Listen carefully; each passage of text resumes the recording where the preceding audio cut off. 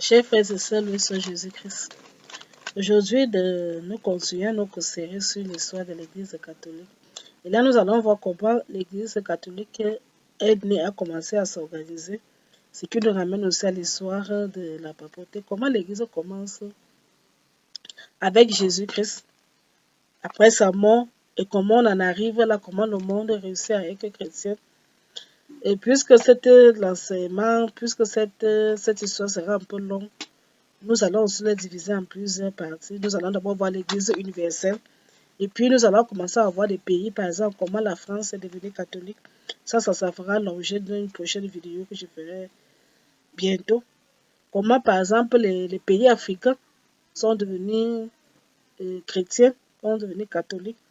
Par exemple, le Cameroun, comment le Cameroun est devenu catholique, comment la Côte d'Ivoire devient catholique. On verra un peu toutes ces choses-là.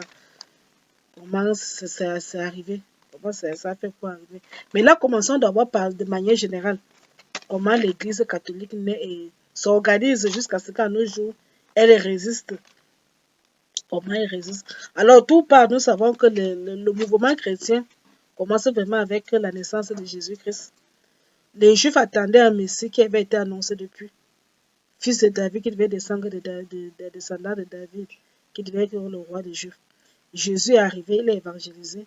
On connaît tout ce qu'il a fait. Il a guéri les malades, il a ressuscité les morts, il a fait beaucoup de miracles. Bref, certains ont cru en lui, comme par exemple les apôtres, les disciples. Il avait 12 apôtres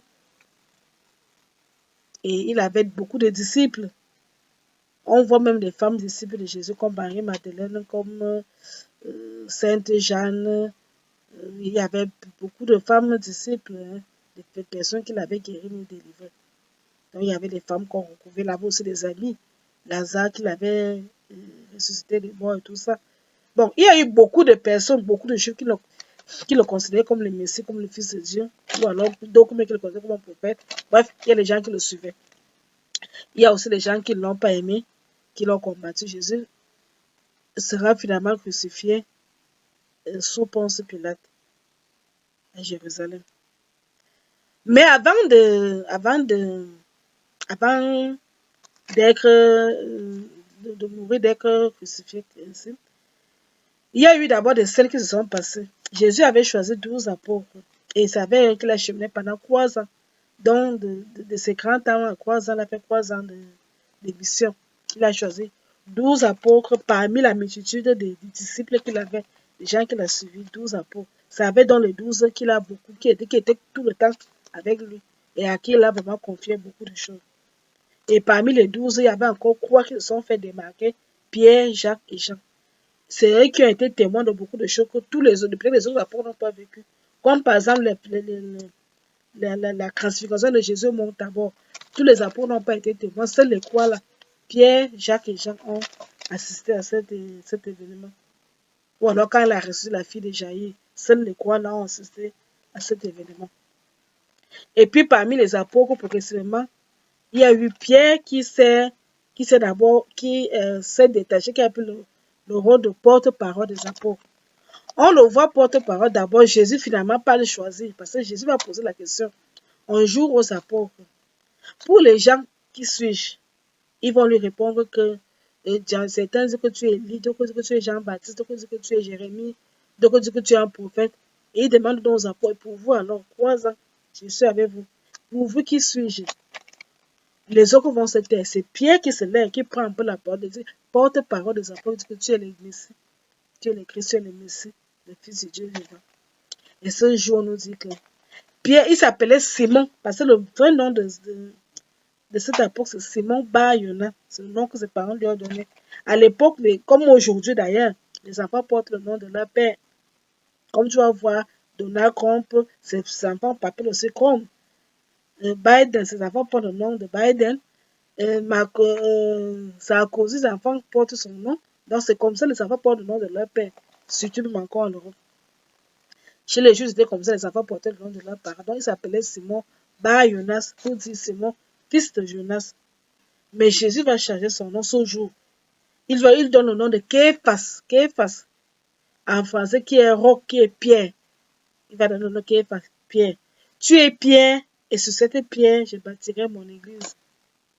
Je te donnerai les clés du royaume de ciel. Ce que tu auras lié sur la terre sera lié au ciel. Ce que tu auras délié sur la terre sera délié au ciel.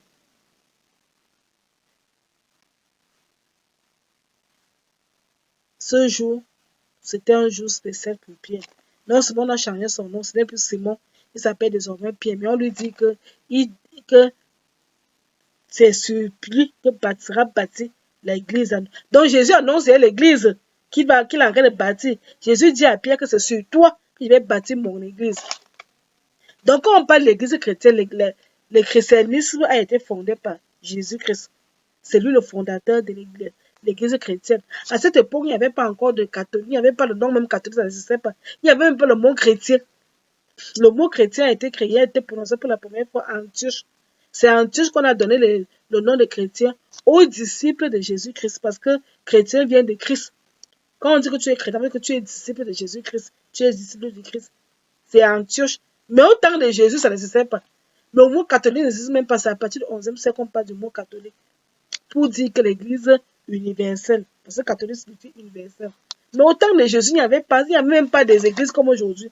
Si dans nos temps modernes, on couvre beaucoup d'églises, on couvre les catholiques, les protestants, les églises révélées, les témoins de Jéhovah, l'église, je ne sais pas, Dieu monde, Dieu destin, Dieu. Bref, il n'y avait pas tout ça.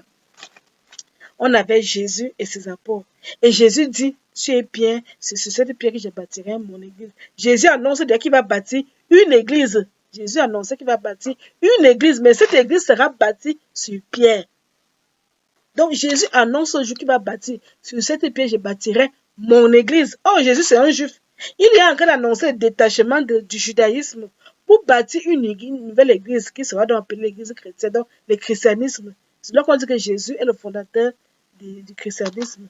Jésus dit à Pierre que c'est sur lui qui va bâtir son église. Donc il a en train de... S'il dit qu'il a un nom d'église, ça veut dire qu'il se détache du judaïsme, c'est un juif. Tous les apôtres étaient des juifs. Jésus allait au temple de la synagogue. Mais il annonce maintenant qu'il va bâtir une église, monsieur Pierre. Et quand Jésus va ressusciter des morts, quand Jésus est mort, il a été enterré, il est resté le troisième jour dimanche. Un jour, on nous dit que un matin, puisque les apôtres avaient abandonné nos conspirants, nous, on va encore faire quoi? Un jour, Pierre dit que je m'en vais à la pêche. Comme il était pêcheur, les autres apôtres l'ont suivi. Que nous ne sommes pas avec eux. Ils ont pêché toute la nuit, ils n'ont rien eu. Jésus, quand ils viennent déjà, tout bredouille, ils voient un homme en train de briser le poisson au bord de la mer, à la plage. Et il a demandé que mes enfants, on n'avait rien. Il dit que j'étais le filet de tel côté. Vous allez couper le poisson. Quand ils ont jeté le filet, ils ont coupé beaucoup de poissons. Jean a dit, c'est le Seigneur. Dès que Pierre a entendu que c'est le Seigneur, il a enlevé ses habits, là, il s'est jeté dans l'eau. Tandis que les autres apôtres ramenaient le reste du poisson. Il est arrivé. Ils ont fini de manger le poisson brisé et Jésus appelle Pierre, suis-moi. Et puis il demande, Pierre, m'aimes-tu? Seigneur, tu sais que je t'aime, sois le berger de mes brebis. Pierre, m'aimes-tu? Seigneur, tu sais que je t'aime, paie mes brebis. Pierre, m'aimes-tu plus que tous les autres apôtres? Seigneur, tu sais tout, tu sais que je t'aime, sois le berger de mes brebis. Dans notre langage, même quand on parle, on dit quelqu'un le berger, c'est le chef, c'est le guide. C'est le chef, c'est le guide. Et Pierre a beaucoup plus soin, il a le dessus sur tous les apôtres. C'est pour ça qu'on peut le voir que quand on lit même les évangiles, on voit toujours que Pierre, le nom de Pierre vient au-dessus. Comment toujours le premier avant tous les autres apôtres. Pierre, après la Pentecôte qui a eu lieu à Jérusalem, il sera le premier à prononcer le discours. Premier à prononcer le discours. Pierre sera le premier à entrer dans la tombe de Jésus. Parce que Jean arrivé le premier, il n'est pas entré. Par ça, c'est Pierre qui serait le premier à entrer dans la tombe et voir le tombeau vide. Couvrir seulement les habits. Pierre le premier à prononcer le discours. On voit dans l'église primitive, parce que quand Jésus lui a demandé de s'organiser après la Pentecôte, l'église, parce que on peut dire l'église est née le jour de la Pentecôte. Le christianisme, vraiment, l'église est née. Jésus avait seulement annoncé qu'il va bâtir l'église. Mais cette église-là va vraiment naître le jour de la Pentecôte. Si on peut dire que quel jour qui est né, c'est le jour de la Pentecôte que l'église est née. C'est ce jour-là que l'église est née. Et le discours que Pierre va prononcer sera un discours mémorable qui on trouve encore dans les Actes des Apôtres qui a été écrit par Saint Luc, l'évangéliste. D'ailleurs, il faut savoir que le premier évangile a été écrit, le tout premier évangile, Sur qui on peut dire les autres évangiles sont, c'est l'évangile selon Saint Marc, qui est d'abord le plus court évangile. Cet évangile représente les mémoires de Saint Pierre, les des mémoires de Saint Pierre. Parce que Saint Marc était, et il était le secrétaire, le second premier disciple aussi de Saint Pierre. Il avait d'abord cheminé avec Paul et Barnabé un certain temps. Après, ils ont eu les bruits, parce que bon, ils ne voulaient pas aller, ils ont eu les bruits. Il a rejoint Pierre. Quand Paul ne voulait plus continuer avec lui, il est venu à Rome. Donc, quand Pierre était à Rome, il mettait avec Marc. Et c'est Marc qui notait tout ce que Pierre. Donc, ce que Marc a écrit dans l'évangile, ce sont les mémoires, ce que Pierre lui avait dit. Et il a juste organisé comment il lui fait. Il a organisé. Tous les autres évangiles viennent après. Le tout premier évangile. Pierre, c'est lui qui organise. Donc, quand ils étaient à Jérusalem, c'est Pierre qui organise un peu l'église. C'est Pierre, par exemple, qui, lors d'une rencontre, qui propose qu'on remplace Judas. On va faire le tirage au sort, le tirage va tomber. Il y aura 2 candidats finalement. Il y aura Matthias et un autre, quoi, c'était juste. C'était, oui. C'est le sort va tomber sur Matthias. C'est comme ça que Matthias sera joint au 11. C'est comme ça que Matthias rejoindra le 11. Pierre sera toujours celui qui va dire qu'on doit sauter les païens. On a quel les païens? Et lors du concile de Jérusalem, où il y aura eu un problème qui va se déclencher du côté d'Antioche, et Paul va venir avec Barnabé, ils vont envoyer les émissaires pour qu'on cranche ce problème à Jérusalem. Ce jour, Pierre prendra le parti de Paul pour dire qu'on ne doit plus imposer d'autres fardeaux aux gens, la circoncision des païens, par exemple, pour devenir chrétien. Ce n'est pas la circoncision qui fait de toi chrétien, qui te sauve. Voilà, donc on a accepté les païens sans leur imposer d'autres choses, sauf en leur disant, bien sûr, de respecter le commandement de Dieu, de ne pas manger la viande consacrée aux idoles, des choses comme ça. Pierre a donc organisé, il a posé les bases de la première église l'église primitive, puisque l'église est née en Judée, en Israël. C'est là où l'église est née. L'église n'est pas née ni à Paris, ni à Rome, ni... Non, non, non. Jésus était un juif, il était un israélite. Les apôtres, eux, tous étaient des israélites. Ils étaient tous à Rome. Ils étaient tous en Israël. C'est là où l'église est née. Et Pierre va poser dans les bases de l'église. Il va poser les bases. De temps en temps, ils vont se rassembler pour voir comment ils vont commencer à évangéliser. Mais une persécution va se déclencher. Hérode Antipas va commencer à persécuter les chrétiens. On a tué Saint Jacques le majeur, fils de Zébédée, qui était le frère de Saint Jean. Il a été décapité par Hérode Antipas. Et Hérode a vu que ça a plu à la foule. Il va donc décider aussi de faire tuer les autres apôtres. Et celui qu'on cible même, c'est Pierre, parce que c'était Pierre qui était considéré comme le leader de l'église primitive. Après, quand Jésus est mort, c'est Pierre qui a pris le rôle de leader, non? Un peu comme on voit souvent aussi dans les mouvements, quand il y a un mouvement, c'est créé quelque part. Un peu comme on voit même sur les terroristes, là, quand ils font quelque chose, il y a toujours quelqu'un qui succède. Il y a toujours quelqu'un qui émerge du lot. Et celui qui émergeait là comme le porte-parole, comme le chef, c'était Pierre. C'est là que Hérode veut tuer Pierre, parce que c'est dit que si tu tues Pierre, l'église tombera. Il fait même arrêter Pierre, le met en prison. Pendant qu'il dit que le lendemain, il va le faire exécuter sur la place publique pour faire plaisir aux gens. Un ange vient en prison, vient délivrer Pierre. Pierre se retrouve en pleine rue. C'est quand même il y a une rue qui te rend compte que... Donc c'était avec un ange comme ça là qu'il est venu me délivrer. Les portes sont ouvertes de la prison seule. Il va rencontrer quelques apôtres et disciples de là, mais il ne pourra pas rester parce qu'il sait que s'il reste là, on viendra encore l'arrêter, cette fois-là, on va le tuer. Il doit quitter. Pierre va quitter, mais en quittant, bien sûr, il organise tout. Jacques sera finalement désigné comme Jacques le mineur, qui est le fils d'Alphée, parce que parmi les 12 apôtres, il y avait 2 Jacques. Il y avait Jacques le majeur, on l'appelle majeur parce que c'était le premier que Jésus a appelé. Ils étaient 4, Pierre, André, son frère André, Jacques et Jean. Voilà, c'était le cas. Donc on appelle Jacques le majeur. Et l'autre on appelle le mineur parce qu'il est venu après. Voilà. Jacques le mineur, on l'appelle encore Jacques le juste. C'est lui qu'on appelle soit le frère du Seigneur, parce que le cousin de Jésus, on l'appelle soit Jacques le frère du Seigneur, le premier évêque de Jérusalem. Pierre est resté là à Jérusalem pendant peut-être 10 il est resté là en Israël pendant peut-être 10 ans, évangélisant un peu par-ci, par-là. Mais quand la persécution a commencé avec Hérode Antipas, qu'on voulait le tuer, il a quitté. Donc, les autres apôtres aussi même ont dû quitter Jérusalem, se sont éparpillés. Certains sont là en Asie, d'autres sont là en Afrique, d'autres ils sont éparpillés un peu partout. C'est ça que vous voyez, le lieu de mort des apôtres, ils étaient éparpillés. Pierre quitte donc, vient à Antioche. Il crée la première église d'Antioche. Il devient le premier évêque d'Antioche. Il va régner à Antioche pendant 7 ans. Il organise l'église d'Antioche. Paul aussi viendra, après sa conversion, même aussi à Antioche, parce qu'Antioche deviendra comme un petit centre religieux. Et comme Antioche est proche d'Israël, parce qu'Antioche n'est pas très loin, Antioche est proche d'Israël. Donc, Antioche deviendra un peu comme un petit centre religieux.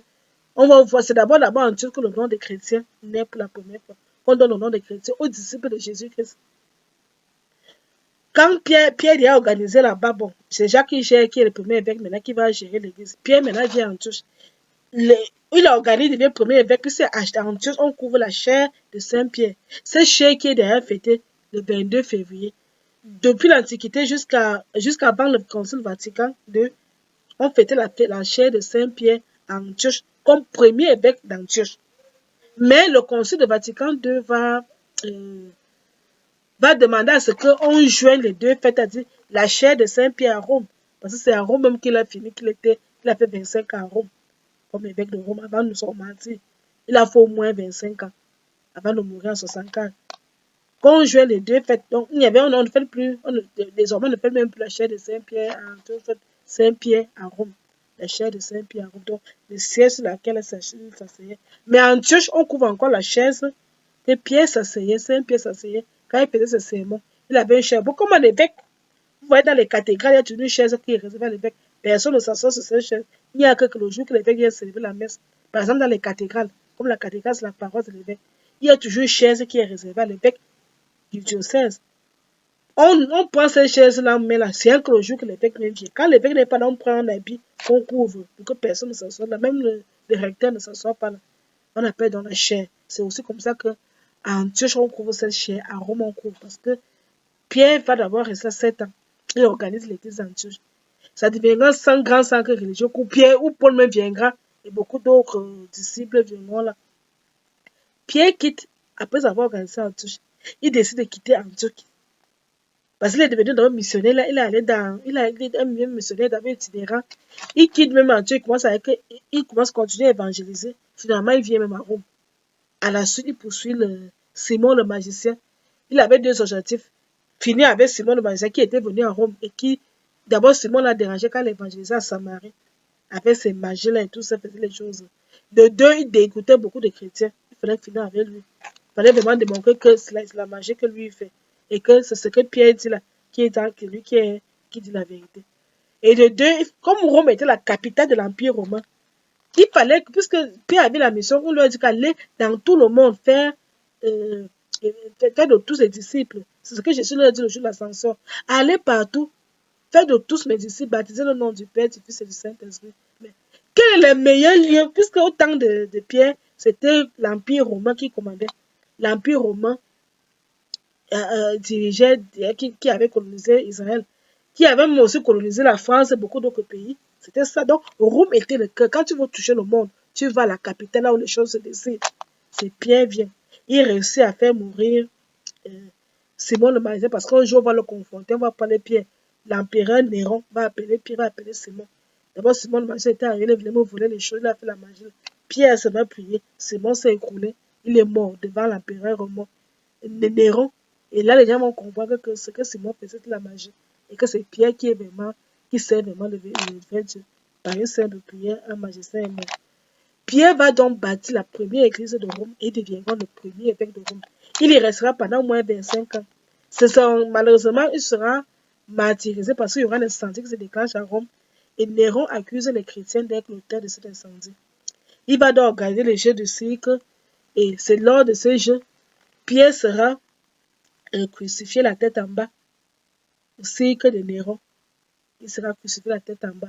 Et une fois qu'il va mourir, les chrétiens, ils vont prendre son corps, ils vont l'enterrer. Et c'est là où il a été enterré, qu'on a construit la basilique de Saint-Pierre à Rome. C'est d'ailleurs aussi là où se trouve le Vatican, la cité du Vatican. Parce que la basilique de Saint-Pierre à Rome se trouve dans la cité du Vatican. C'est là où on a enterré Pierre. Parce qu'on a pris son corps, on l'a enterré. Après ça, on a enterré Pierre. Et quand Pierre meurt, il avait déjà des 5 ans. 5 ans le succède. Pierre, il est succède donc en tant qu'évêque de Rome, parce que Pierre était donc premier évêque de Rome et considéré comme tous les apôtres, comme leur porte-parole, comme le chef de l'église, le chef des apôtres. Quand Pierre meurt, Saint-Lin le succède comme évêque de Rome et comme successeur de Saint-Pierre, dans le prince des apôtres. C'est comme ça que, progressivement, on va commencer à organiser l'église. Il fallait organiser l'église. Comment on va souvent choisir les papes? Au départ, on dit que bon, comme c'est l'évêque de Rome, c'est les citoyens romains avec les clergés, les autres, les prêtres et tout ça, qui vont élire l'évêque de Rome. Ça sera comme ça jusqu'au 4e siècle. Plus tard, quand l'empereur Constantin, l'empereur romain Constantin devient chrétien, lui, il veut utiliser la religion chrétienne pour uniformiser, pour les raisons politiques, uniformiser son royaume. Il fait d'abord du christianisme la religion d'État. Le christianisme devient une religion d'État.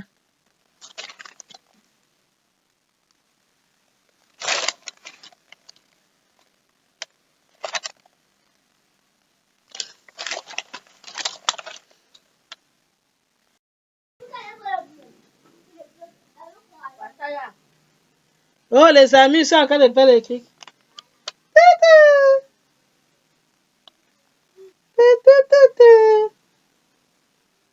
Ça va? Le bébé de maman. Oui? Le bébé de maman.